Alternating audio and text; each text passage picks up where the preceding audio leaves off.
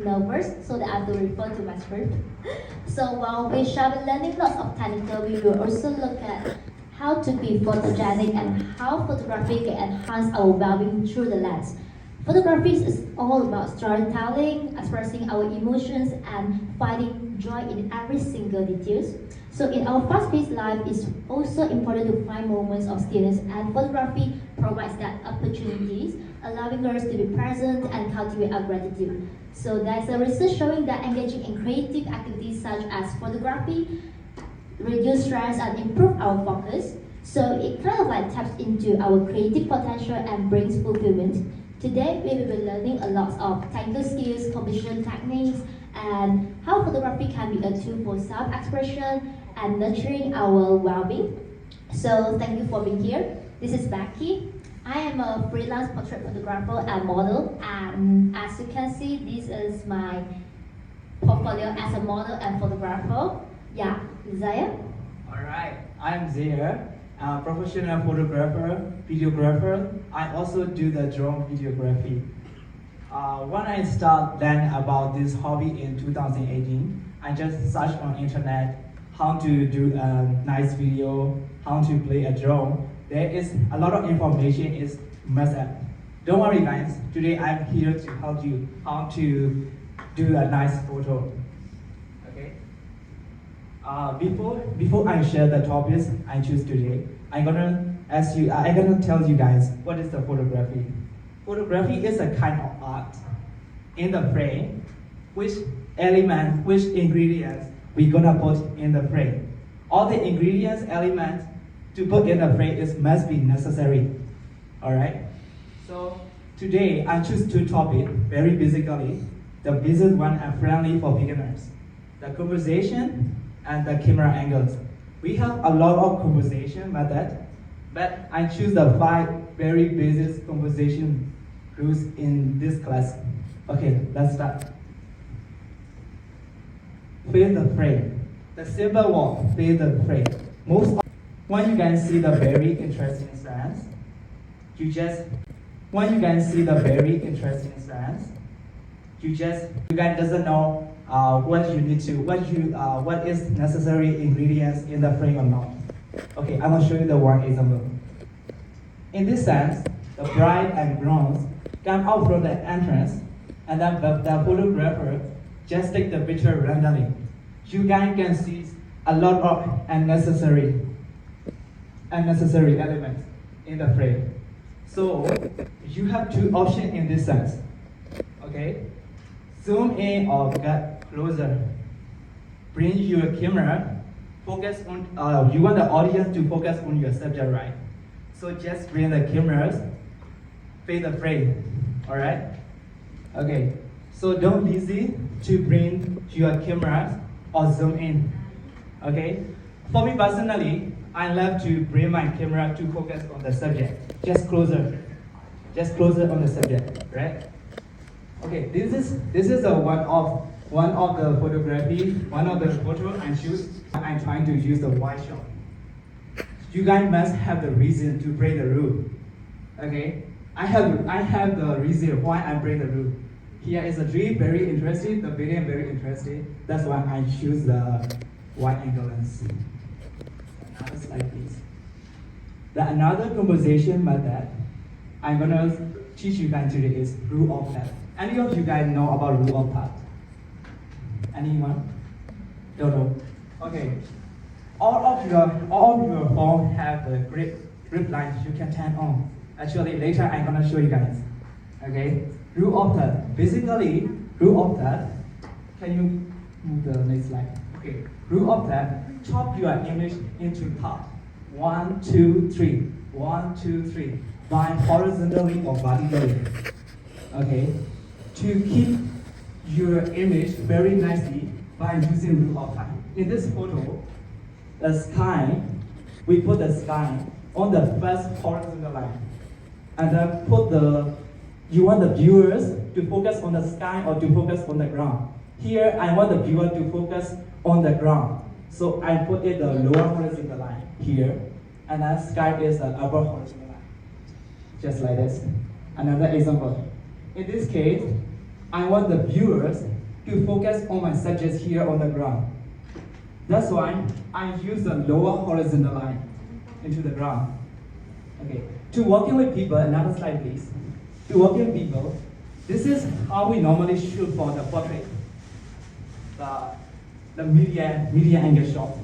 So keep your eyes and eyelids first horizontal line and one of the vertical line, giving her for leading role or looking role by using rule of thirds.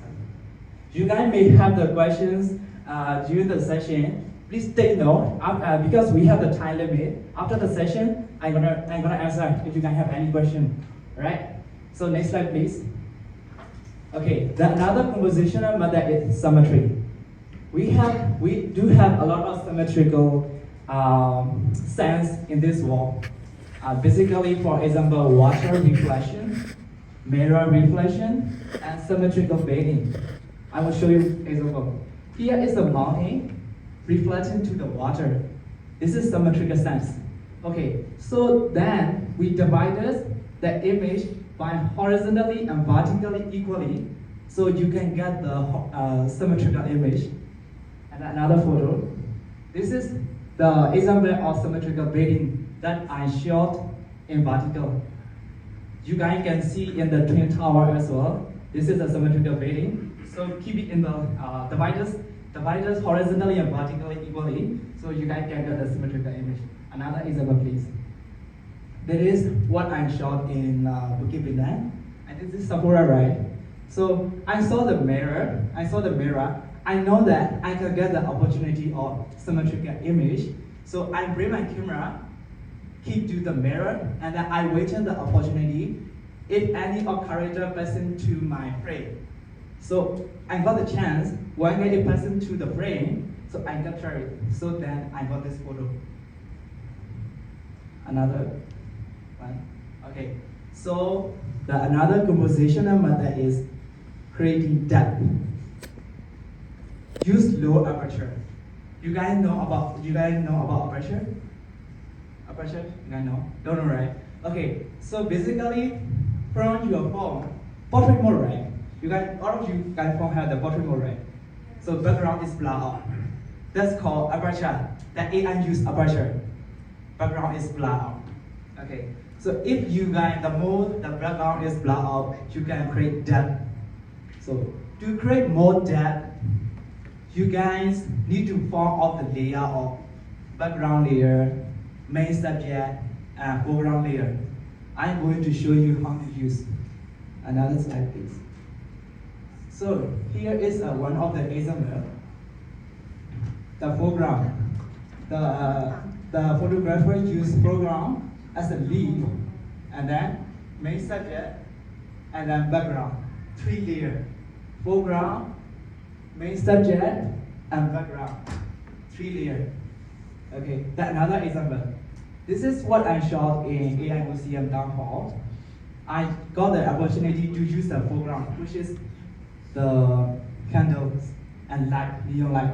So I used as a foreground our leader who served as a main subject and a background layer. That image more pop up and then very dynamic. Right? So here is another example. The girls holding the light, and then the photographer used as a foreground, and the main subject and the background. That image more pop up. Right? So I hope it will be very helpful. Next, please.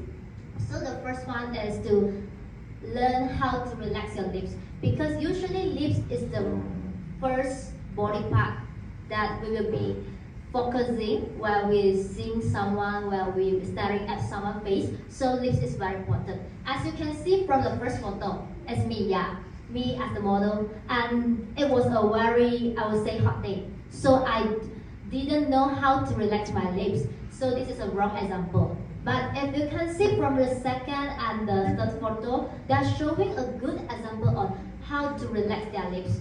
Even with when they're trying to do the serious smiling face, or they are smiling, they are trying to. The key is to relax your lips. So here are some tips. First one is like warm up your lips and your facial expression with some silly expression. You can do a lot of silly expression as long as it helps to relax your facial expressions. And the second one would be breathe through your mouth slightly. Don't try to you don't want to close your lips like every time, all the time, right? So, just make it relax. Just practice, it's very okay to leave a small gap between your lips as long as it looks natural. And relax your jawline by taking a deep breath. And that's a very small tip I would like to share. If you want to show your jawline, I'm sure that a lot of us experience this a lot. We don't know where is our jawline. So if you want to show your jawline, you just take your tongue and try to point up your tongue to the, what do I say, the upper part of your mouth.